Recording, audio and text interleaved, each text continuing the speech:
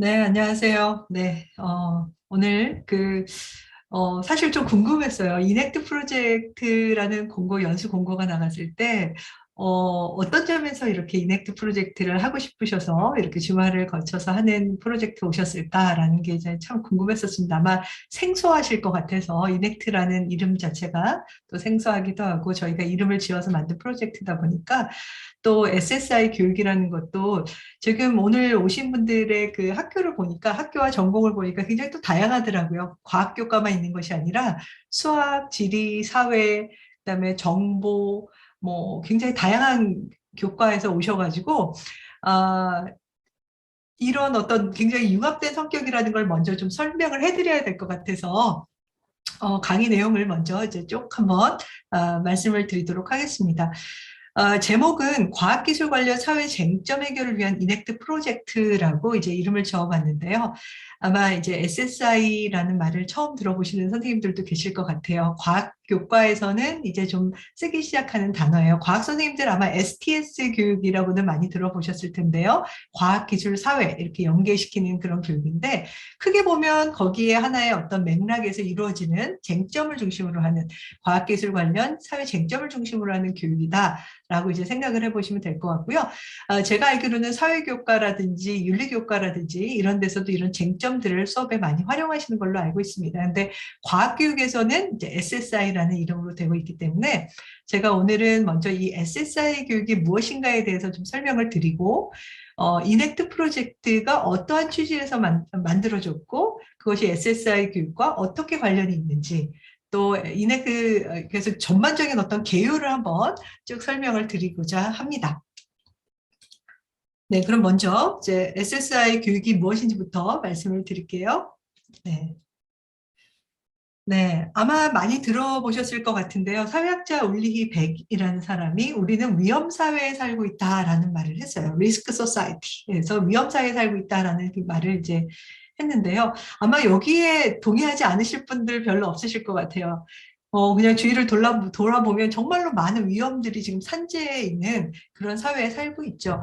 옛날에 위험 사회다라고 했을 때 그 위험은 주로 자연재해가 굉장히 많았습니다. 그죠? 화산이나 지진이나 이런 거, 태풍이라든지 홍수라든지 이런 것들이 굉장히 많았는데 사실 요즘은 대부분의 어떤 위험이 과학기술이나 산업화로 인해서 일어나는 경우가 굉장히 많죠. 물리백도 이 점을 지적을 했습니다. 현대 사회에서 위험을 생산하는 주된 주체가 된 것이 바로 과학기술이다라는 이야기를 했었습니다. 그래서 예전에는 과학기술하면 왠지 문제를 해결해주는 그런 해결안이었는데 이제는 더 이상 해결할 뿐만 아니라 쟁점을 야기하는 중심이 되고 있다라는 거죠. 대표적인 예 몇 가지만 들어보면요. 선생님들 코비드 백신 이런 것도 대표적인 예죠. 안 맞을 수도 없고 맞자니 걱정되고 이런 부분들이 굉장히 많습니다. 그죠?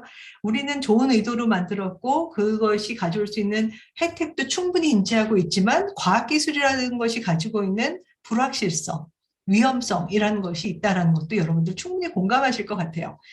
요즘 핫한 이슈가 또 자율주행차죠. 자율주행차도 우리한테 어떤 삶을 가져다 줄까라고 생각하면 마치 공상과학 같이 공상과학 영화 속에서 나오는 것처럼 뭔가 굉장히 첨단이고 굉장히 좋은 편리한 것을 가져다 줄 거라고 생각이 들지만 또 그 안에 숨겨진 어떠한 위험들이 있다라는 겁니다. 그래서 과학기술 관련 사회 쟁점이라는 거, 영어로는 Socio Scientific Issue 해서 SSI라고 부르는데요. 이 과학기술 사회 쟁점이라는 것은 이런 과학기술로 인해 발생하는 어떤 위험, 사회적인 쟁점, 윤리적인 쟁점, 이런 것들을 포괄하는 그런 단어라고 생각하시면 되겠습니다. 그러면 SSI에는 어떤 것들이 있을까요? 아마 생각해 보시면 굉장히 많이 사실은 주변에 있거든요. 인공지능과 관련해서도 인공지능이 요즘 면접을 본다, 내 서류를 필터링한다 이런 얘기 많이 들어보셨죠, 그죠? 수많은 입시 서류라든지 이런 것들을 인공지능이 해준다면 그 효율성 면에서는 굉장히 좋겠지만 또 그것이 가져올 수 있는 문제들이 또 생길 수가 있죠. 뿐만 아니라 요즘 또 딥페이크와 관련된 누가 사람인지 구분하기 힘든 인공지능으로 만든 사람과 그냥 사람이 어떻게 구별되는지 잘 구별이 힘든 그런 상황도 많이 있습니다. 안전과 관련해서도 생각해 보시면 굉장히 많죠. 싱크홀 문제. 그리고 어제 제가 뉴스를 봤는데 중국에서 한 지역에서 염색 공장에서 무슨 태우는 냄새가 밤마다 났대요. 그랬더니 그 지역에서 지금 몇백 명의 학생들이 그 코피를 그냥 쏟기 시작했나 봐요. 그래서 이런 문제들이 정말 뉴스를 틀면 나올 정도로 굉장히 많죠. 화학물질 유출 사고, 가습기 살균제도 포함이 되는 거고, 그죠? 이런 것들이 여기 해당이 됩니다. 또 요즘 새롭게 대두되는 이슈 중에 하나가 전동 킥보드 같은 거. 그게 무슨 이슈인가요? 라고 하는데, 이 전동 킥보드가 사람들의 그 안전을 위협하는 경우가 굉장히 많대요. 특히 시각장애인들. 이게 너무 조용하게 다가오다 보니까 장애인들이나 교통약자들이 오히려 굉장히 다치는 경우가 굉장히 많다고 합니다. 이런 이슈들이 굉장히 많습니다. 정보와 관련돼서도 어마어마하게 많죠. 우리 개인정보 유출과 관련된 부분, 가짜 뉴스 문제 굉장히 많이 있습니다. 원자력 발전은 뭐 수십 년간 지금 이어지고 있는 그런 주제가 아닌가 싶습니다. 그래서 뭐 신고리 원전에 대한 공론 조사도 있었고 안전성에 대한 이슈들, 그다음에 원자력 발전 후에 폐기물을 어떻게 처리할 것인가에 대한 문제들 여러 가지가 있죠. 신재생 에너지도 여러 가지 또 있습니다. 대표적으로 보면 이제 뭐 태양광 발전, 서울시에서도 굉장히 갑자기 이제 막 태양광을 쫙 뿌렸는데 또 한쪽에서는 지금 문제를 제기하고 있죠. 이것이 과연 효율적인 게 맞나, 오히려 더 환경 파괴적인 건 아닌가, 이런 문제들도 제기되고 있습니다. 지구온난화, 기후변화 이런 거, 탄소 배출 등등 굉장히 많은 주제가 있습니다. 생명공학 부분도 굉장히 많이 등장하고 있는 부분이죠. 배아복제, 그다음에 유전자를 조작하는 뭐 디자이너 베이비라든지 또 GMO, 우리가 많이 먹는 유전자 조작 식품이라든지 또 가축 사육과 관련된 부분, 동물 실험과 관련된 부분, 이렇게 굉장히 많은 영역을 또 차지하고 있는 게 유전자 생명공학 부분이라고 생각이 듭니다. 환경 문제, 뭐 대표적인 건 미세 플라스틱 요즘 많이 나오죠. 또 빨래하면 나오는 미세 섬유 문제도 있습니다. 물부족 문제도 있고요. 멸종위기 문제도 있고요. 정말로 정말 다양하게 있습니다. 일상생활과 건강과 관련해서도 많습니다. 다이어트, 뭐 보조제 이런 부분도 있고요. 식품 첨가물, 더 이상 피하기 굉장히 힘든 식품 첨가물 같은 부분도 있고요. 성장 호르몬이나 이런 호르몬 치료에 대한 그런 부분도 논쟁이 있습니다. 이러한 모든 것들이 이제 어떻게 보면 SSI의 하나의 예시다라고 할 수 있습니다. 이런 쟁점들의 특징을 한번 보면요. 첫 번째로 이제 제일 먼저 드러나는 것이 양면성. 지금까지 말씀드렸던 것처럼 혜택이 있고 그것과 양면적으로 이제 반대면에는 부정적인 면이 있다라는 거죠. 또 하나의 특징은 비구조화됐다라는 거예요. 정답이 없다라는 겁니다. 정답이 없어요. 그죠? 백신을 맞았어야지 정답이에요. 안 맞았어야 정답이에요.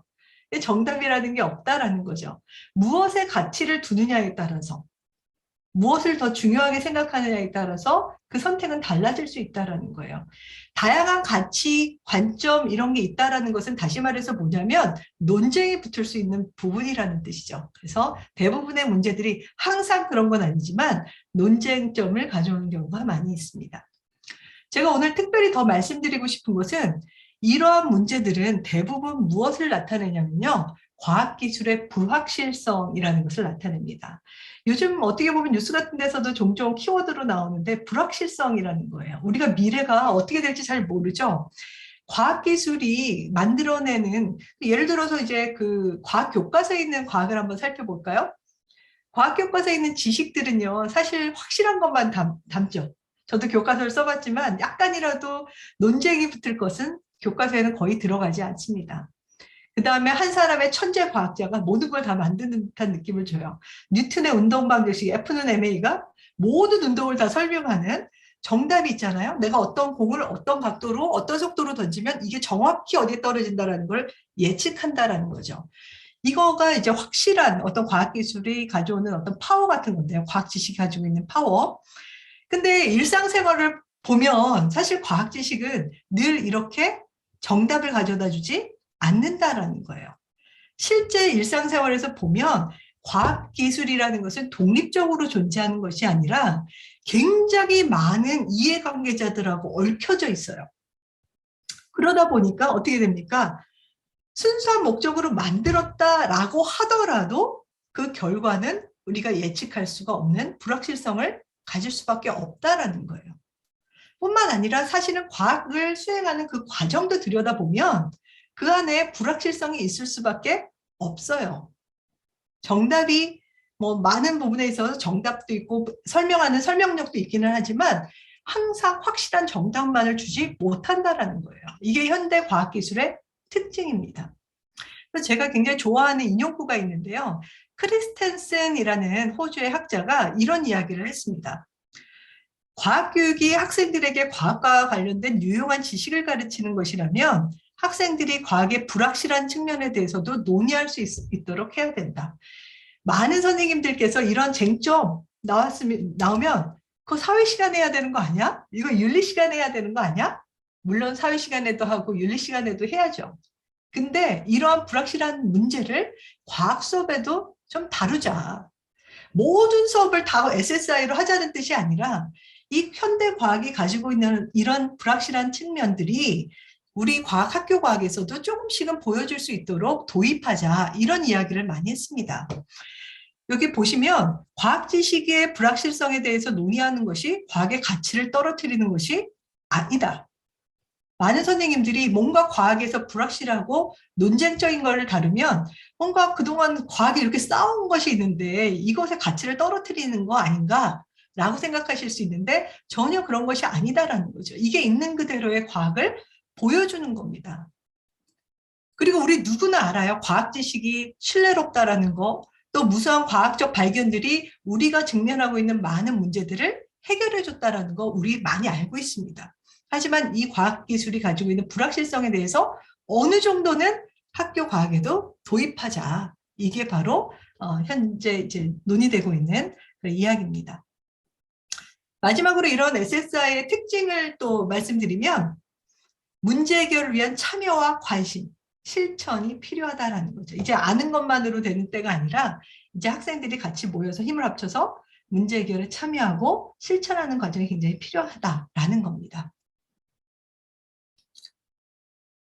그래서 이렇게 지금까지 말씀드린 내용을 좀 종합해 보면요. 사실 과학기술 관련 사회 쟁점 교육, SSI 교육은 굉장히 융합적인 성격을 띠고 있어요. 그래서 오늘 오신 선생님들도 잘 오셨습니다. 사회 선생님들, 지리 선생님들, 기술 선생님들 잘 오셨어요. 이게 굉장히 융합적인 특성을 가지고 있기 때문에 여러 교과의 선생님들께서 아이디어를 모아주시면 아마 더 좋은 해결책이 나오지 않을까라는 생각이 듭니다. 컨텐츠적인 측면에서 다소 과학기술, 공학 이런 부분들이 굉장히 많이 있는 것은 사실이지만 그 안에 속성을 보게 되면 굉장히 어떤 논쟁에 좋은 소재가 되기도 하고 과학기술이라는 것이 사회과학하고 그렇게 다르지 않은 그런 측면이 있다는 것도 우리가 얘기할 수 있고요. 또 우리가 이 문제를 해결해 나가는 과정에서 시민교육이라든지 인성교육이라든지 등등과도 충분히 연결될 수 있는 융합적 성격을 가지고 있는 그런 교육이 바로 SSI 교육이다라고 생각하시면 되겠습니다. 자, 그 SSI 교육의 목표에 대해서 좀 말씀을 드려야 될 것 같아요. 굉장히 중요한 방향이기 때문에 말씀을 드리는데요. 우리가 과학적 소양이라는 얘기를 과학교과에서는 굉장히 많이 합니다. 아마 다른 교과에서도 뭐 기술적 소양, 사회과학적 소양 뭐 이런 말이 있지 않을까? 제가 그냥 추론해 보는데요. 과학교육의 목표는 오랫동안 과학적 소양이라는 단어였어요. 자, 과학적 소양이라는 말은 무엇일까요? 과학기술 사회를 살아가는 데 필요한 기본 지식, 기본 역량을 갖추는 것이 과학적 소양이죠. 그렇죠? 그게 기본적인 개념입니다. 그렇지만 무엇을 알아야 하고 어떤 지식을 알아야 되고 어떤 역량을 갖춰야 되는지는 시대에 따라서 사실 변화되고 있는 그런 개념이에요. 그래서 선생님들께서 과학적 소양에 대한 개념을 어떤 방식으로 이해하고 계시냐는 사실 수업을 디자인하는데 굉장히 많은 영향을 준다라고 생각이 들어요. 그래서 제가 과학적 소양의 어떤 개념이 어떻게 변해왔는지를 간단하게 소개를 해드리려고 해요. 과학적 소양이라는 말이 언제 처음 나왔을까요? 제가 이런 질문을 하면요. 보통 한 70년대, 80년대 이렇게 말씀하시는 분들이 굉장히 많은데요. 제일 처음에 과학적 소양이라는 단어를 쓴 것은 50년대였습니다. 폴 허드라는 사람이 과학적 소양이라는 단어를 처음 썼어요. 그때 썼던 그 과학적 소양의 개념은 왜 나왔냐면요. 그 당시에 이제 2차 세계대전이 끝나고 과학교육에 있어서는 황금기를 맞이합니다. 왜냐하면 과학기술자를 더 양성하고 과학기술 분야에다 돈을 많이 투자했던 그런 시대였거든요. 전쟁이 끝나면 아무래도 과학기술의 파워에 대해서 많이 생각을 하잖아요.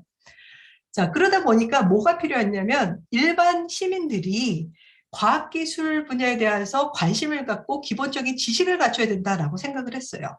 왜냐하면 그래야 그 사람들이 과학기술에 대한 투자에 대해서 지지할 수 있기 때문에.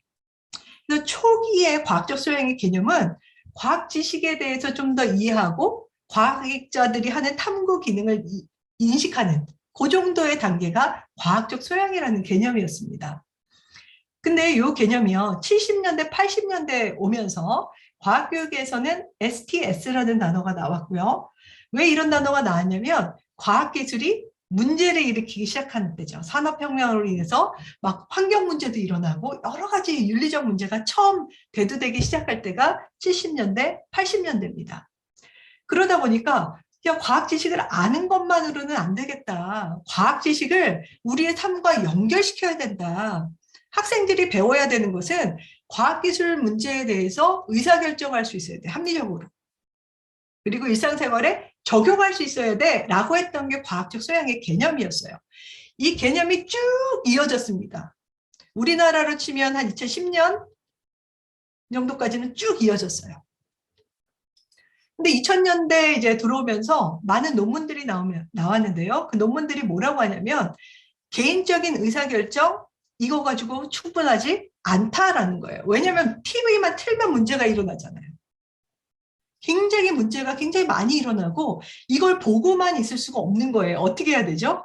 같이 문제 해결에 뛰어들어야 된다라는 거예요. 그래서 요즘 최근에 강조되고 있는 과학적 소양이라는 개념은 사회 정의를 위해서 참여하고 실천하는 개념입니다. 그래서 저희 2015 과학교육과정에 보면 평생학습 참여, 과학적 참여, 실천 이런 이야기가 굉장히 많이 나오잖아요. 이런 백그라운드에서 나오게 됩니다.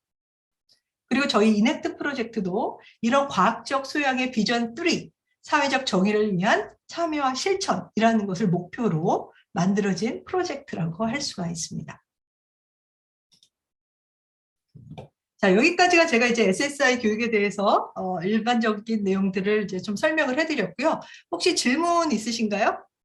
질문 있으시면 말씀을 해주셔도 될 것 같은데 제가 여기 지금 채팅방에 온 것은 강의에 대한 질문은 아닌 건가요?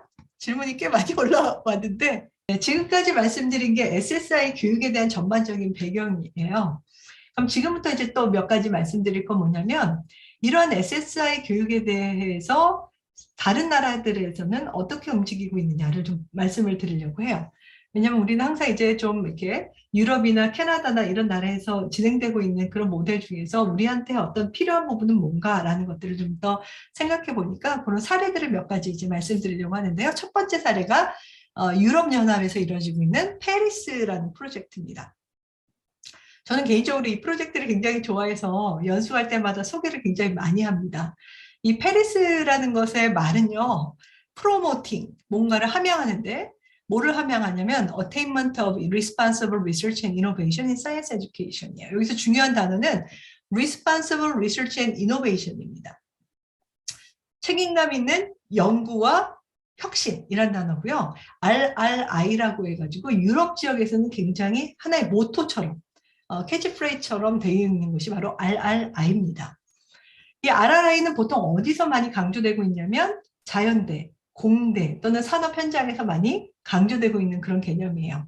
근데 이 페리스 프로젝트는 왜 RRI를 그렇게 성인들을 대상으로 하는 교육에만 하냐. 중고등학교 때부터 이미 그러한 어떤 책임감 있는 과학기술자의 어떤 책임감 이런 것들을 가르쳐야 된다라는 그런 움직임이 있었습니다. 그래서 만들어진 프로젝트가 바로 페리스예요.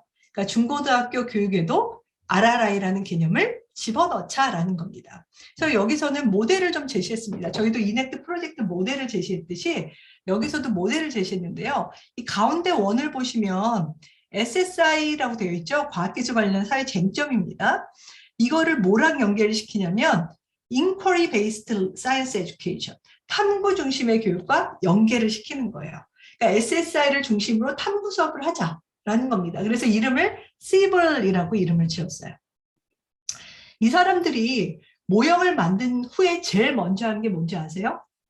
제일 먼저 한 것이 바로 교사교육이에요. 여기 지금 저희도 하고 있는 거잖아요. 그렇죠?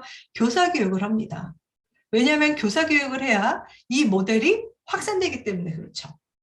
그렇죠? 교사교육을 하는데 이 교사들한테 가르치는 데 있어서 굉장히 같이 생각해 봐야 된다라고 던지는 주제가 뭐였냐면 시티즌십 에듀케이션이었어요. 시민교육. 시민교육이 굉장히 중요하다는 것을 알려주자. 시민교육의 맥락에서 이런 SSI를 가르치자라는 강조했습니다. 근데 단순한 시티즌십이 아니라요. 이 뒤에 보시면 그 다음 바꿨던 크리티컬 시티즌십이에요. 비판적인 시민교육입니다. 비판적이라는 말이 무슨 얘기냐면 우리가 지금 벌어지고 있는 일을 그대로 수동적으로 받아들이는 것이 아니라 비판할 부분에 있어서 우리가 비판적으로 생각하면서 이 문제들을 바라봐야 된다는 거죠. 그래서 크리티컬 시티즌십 교육을 굉장히 강조를 합니다. 이런 크리티컬 시티즌십이 제대로 학생들이 형성되었을 때 이게 바로 RRI의 목적을 달성할 수 있다라고 봤던 게 바로 이 페리스 프로젝트의 모형이었어요. 좀 더 자세히 보시면 여기 보시면 문제로부터 시작을 합니다. SSI 문제로부터 시작을 해요. 그렇죠? 문제로 시작하는데 자, 두 번째 그걸 가지고 뭘 합니까? 탐구, 다양한 탐구 수업을 해요. 실험도 하고 모델링도 하고 실제 데이터를 활용해 보기도 하고 조사도 하고 설계도 하고 다양한 활동을 합니다. 마지막 단계는 뭡니까? 액션이에요. 학생들이 그걸 가지고 뭔가 실행에 옮겨보는 거. 이게 액션이에요. 그래서 이 그 페리스의 모델의 기본적인 틀은 SSI로부터 시작해서 탐구 수업을 하고 그것을 액션으로 합니다. 근데 이 모델의 가장 중심에 있는 게 뭐냐면 시티즌십이에요. 시민성을 길러줘야 된다라는 거예요. 보시면 가치라는 것을 한번 생각을 해봐야 됩니다. 학생들이 이러한 문제들은 다양한 가치가 존재한다라는 것을 알려줘야 된다라고 생각을 하고요. 또 이런 다양한 가치들에 대해서 같이 토의해야 된다. 그 다음에 학생들의 관점을 개인적인 관점에서 지역사회적이고 글로벌적인 걸로 확장시켜 나가야 된다라는 그런 프레임워크를 가지고 이제 시작을 합니다. 이게 이제 페리스 모형의 대표적인 예고요. 이거 제가 이제 그 학회에 가서 좀 찍은 사진들인데요. 한 지금 11개인가 13개 국가의 교사들이 참여하고 있거든요. 이 페리스 프로젝트는. 그래서 매년 이렇게 워크숍을 통해서 확산도 시키고 교사들이 만든 이런 어떤 자료들을요 온라인 웹사이트에 올려서 다 공유하는 시간을 굉장히 많이 가져요. 그래서 직접 교사들이 개발하고 팀을 만들어서 개발하고 공유하는 이런 활동을 통해서 이 페리스의 모델이 유럽으로 뻗어나갈 수 있도록 지금 확산하고 있는 그런 상황입니다. 두 번째 사례는요, 스텝와이즈라는 캐나다의 프로그램입니다. 캐나다에서도 이제 지금도 계속 운영되고 있는 건데요. 이 스텝와이즈는 이런 뜻입니다. Science and Technology Education, Promoting Well-being for Individual Society Environment이죠. 과학기술 교육이에요. 뭐를 함양하는?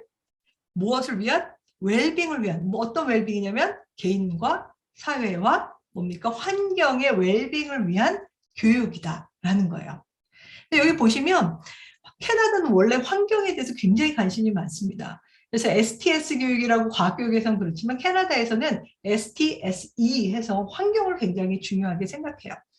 이 스텝와이즈 모형의 가장 큰 특징은요. 오른쪽에 있습니다. 오른쪽에 이 빨간 글씨로 Promoting Student-Led Action을 강조한다는 거예요.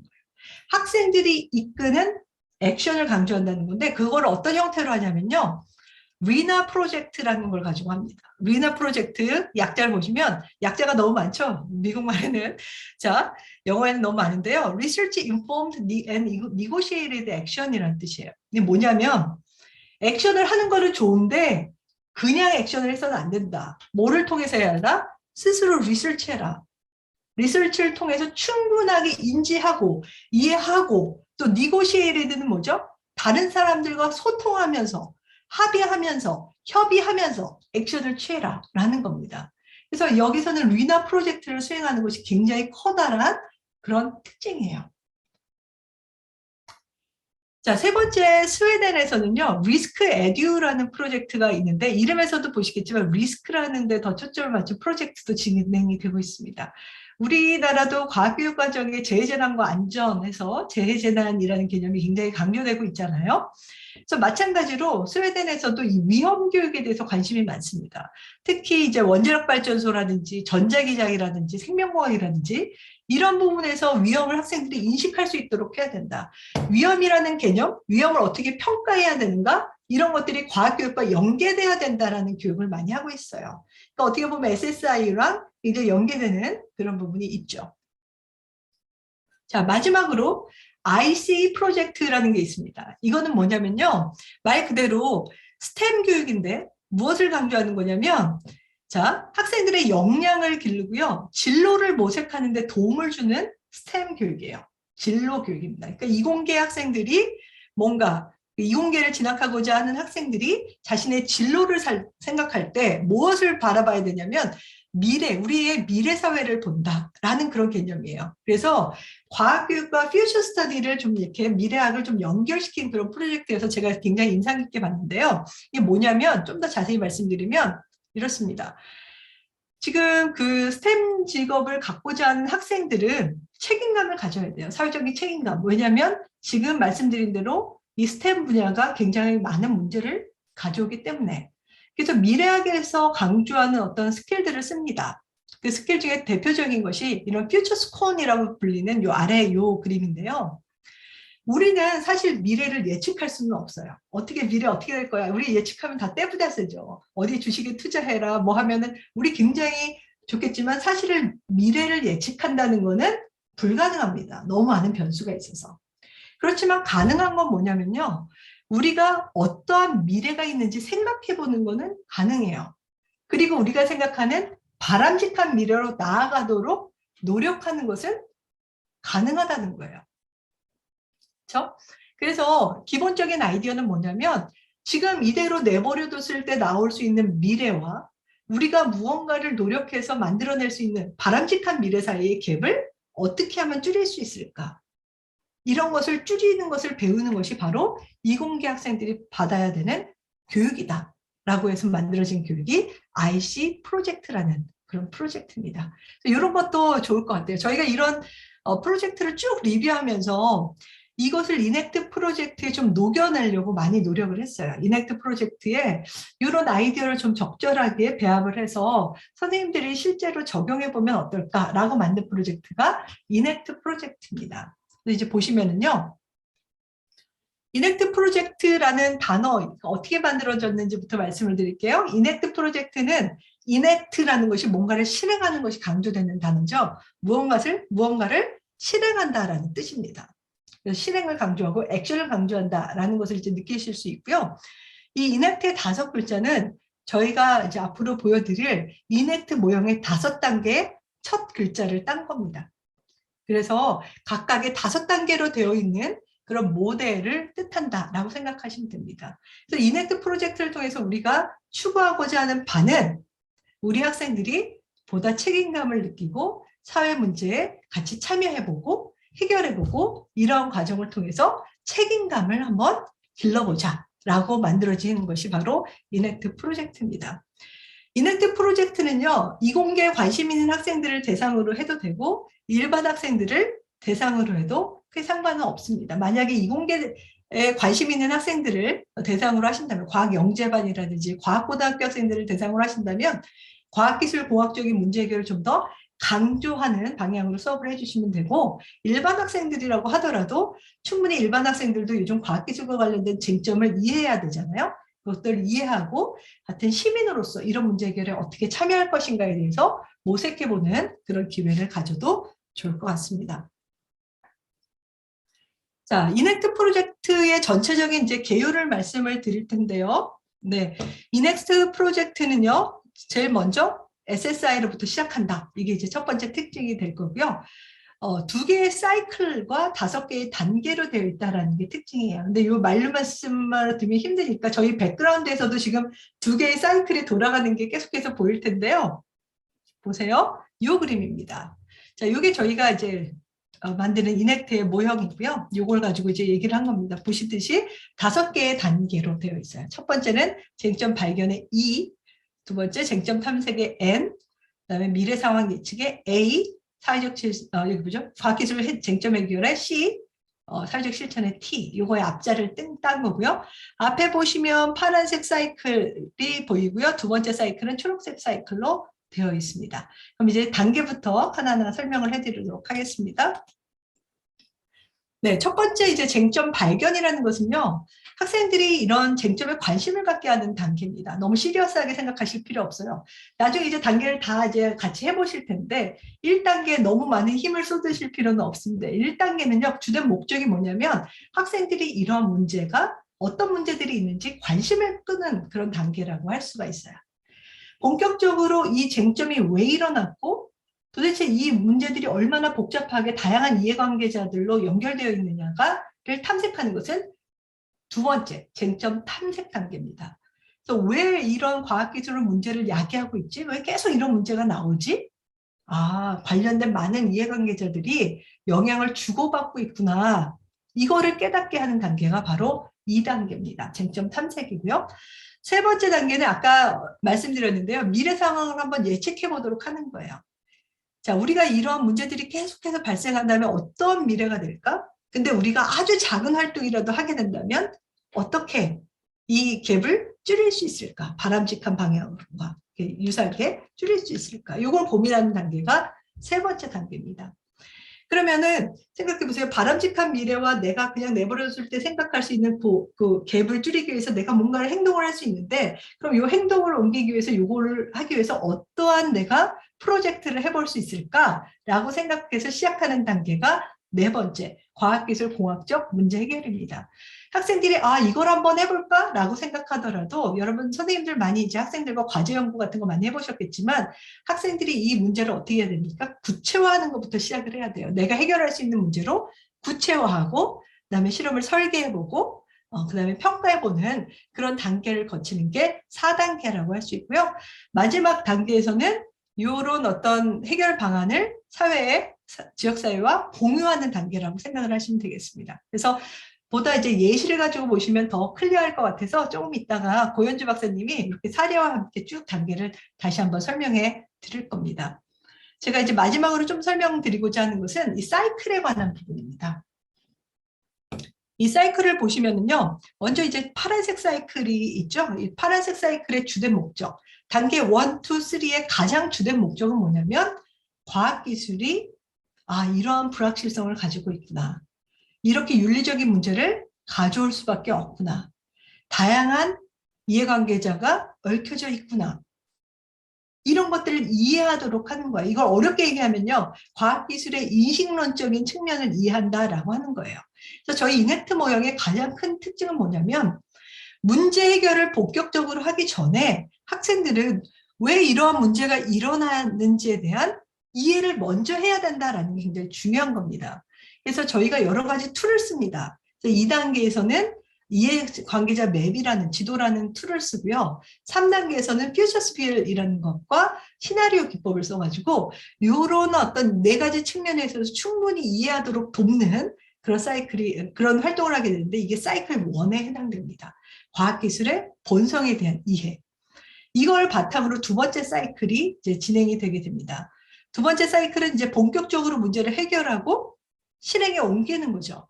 이 과정에서 저희가 강조하는 네 가지 가치가 있다면 이거예요. 첫 번째는 반응적으로 실행을 한다. 이게 뭐냐면 우리가 자기가 좋아서 자기 연구만 하는 것이 아니라 어떤 연구를 할 때에는 사회적으로 필요한 게 뭔가, 사람들은 무엇을 요구하는가에 대해서 귀를 기울여야 된다는 거죠.